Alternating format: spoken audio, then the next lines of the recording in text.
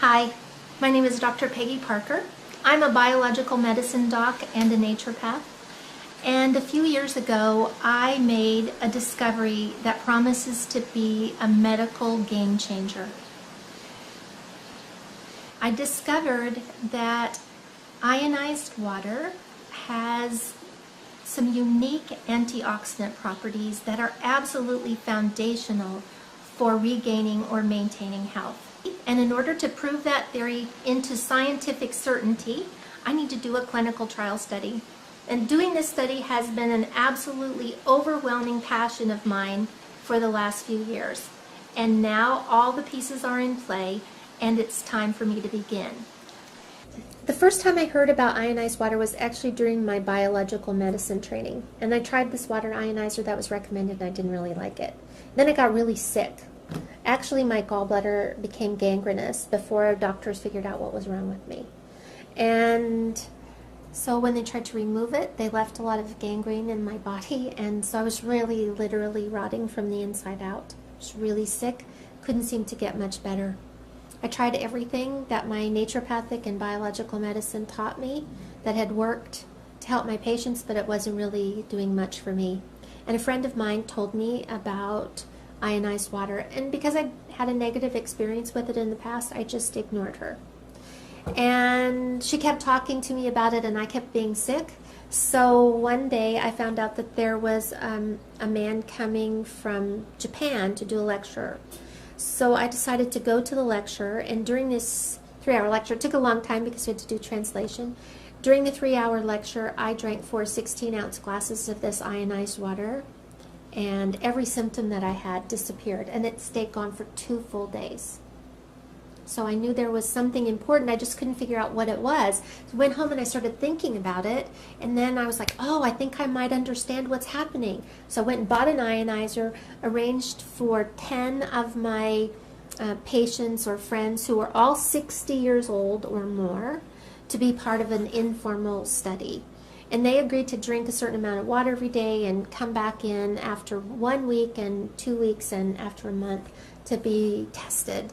And so what I was doing is testing their blood, their urine, and their saliva, and hooking them up to some machines and kind of looking at things. Their test results were tremendously better. So it wasn't based on symptoms. What I was looking at was how minerals were being introduced into their cells, how the pH, how the cells would change pH, and how the rates of oxidation were changing. And oxidation happens when free radicals bombard your cells. And you have about 100 trillion cells in your body, and every day each one of those cells are assaulted with 10,000 by 10,000 free radicals. That damage is called oxidation. Free radicals are really just atoms or molecules that have lost an electron. And that happens from exposure to radiation or UV lights, or so things like fluorescent light bulbs and computers and cell phones and cars and manufacturing plants and fertilizers and pesticides, and even the water that we drink and the air that we breathe that are kind of polluted, those actually contain free radicals. All of those 100 trillion cells have a few things in common, and one of them is that they're made, they all have a membrane, and that membrane's made of something called a phospholipid bilayer. That's just a fancy term for fat. And fat is one of the things that's the most easily oxidized substances in your body. And we can see examples of that in your own kitchen. If you've ever fried anything and then later you try to clean that vent fan in your kitchen and that fat is thick and sticky, that's oxidized fat. Because our cell membranes are made primarily out of fat, as these free radicals enter our bodies, they start stealing electrons from the fat, causing a huge problem. That fat then changes its character. Instead of being a semi-permeable membrane that allows oxygen and water to flow freely in and lets carbon dioxide and a few other waste products out, instead of doing that, it starts to repel water, so the cell becomes dehydrated. It starts to repel oxygen, so now the cell doesn't have enough oxygen to produce energy. And inside the cell, carbon dioxide is trapped and other waste products are trapped, so it effectively makes a very unhealthy cell. Well, those unhealthy cells will divide and multiply in your body just like all cells will. So healthy cells, unhealthy cells, they all do the same thing. They divide and make two new daughter cells that are identical to the parent cell. When that happens, we start to see tissues change. We start to see organs change. We start to see glandular systems change.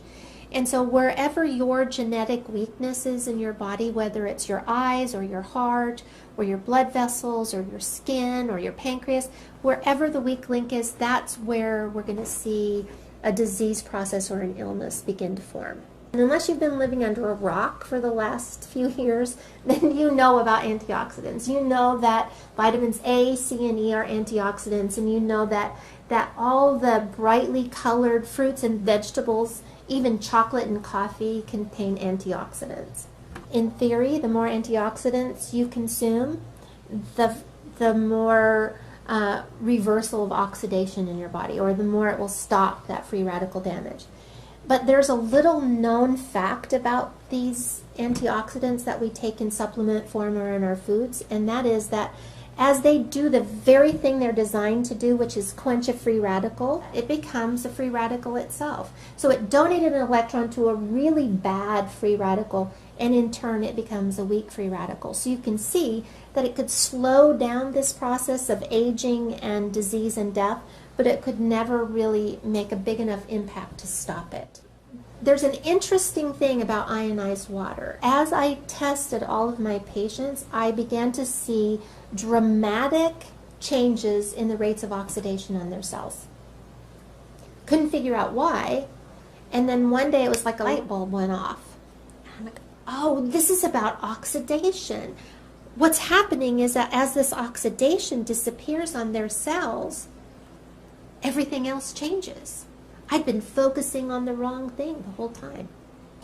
My colleagues have been focusing on the wrong thing the whole time. I had a friend who said, you know what, this is just like hydrogen fuel cell technology. What happens in a hydrogen fuel cell is that water's passed through an electrical field, splits the water up, so H2O becomes OH negative and H. So we have hydrogen.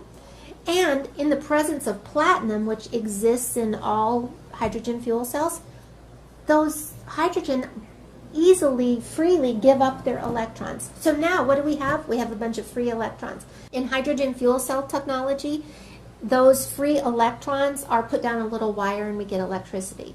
In ionized water, what happens is that those free electrons are recycled into the water. So that as we drink that water, we're actually taking in a bunch of free electrons.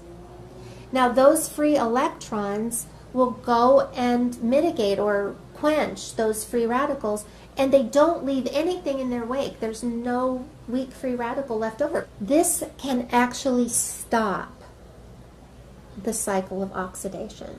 Now, in the whole scheme of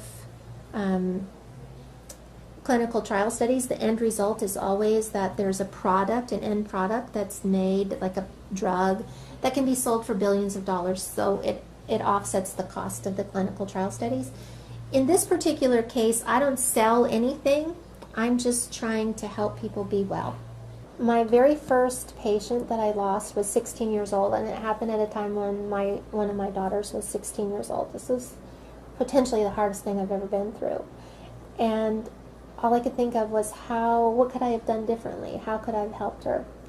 And then a few years later, I found this technology, and I realized that it was the answer to that question of what could I have done differently and how could I have helped her more. It's my passion to save the world one glass of water at a time.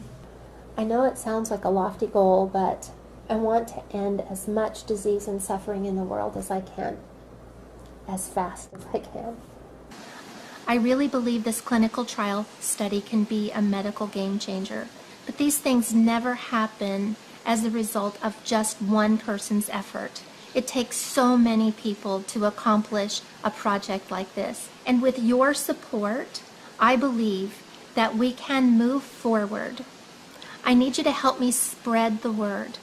You can do it by emailing this video to everyone you know. Put it on your Facebook page. Pin it to your Pinterest board. Tweet about it and ask all of your friends to do the same. because I believe that together we can pioneer a change in the health of people all around the world, one glass of water at a time. Thanks so much.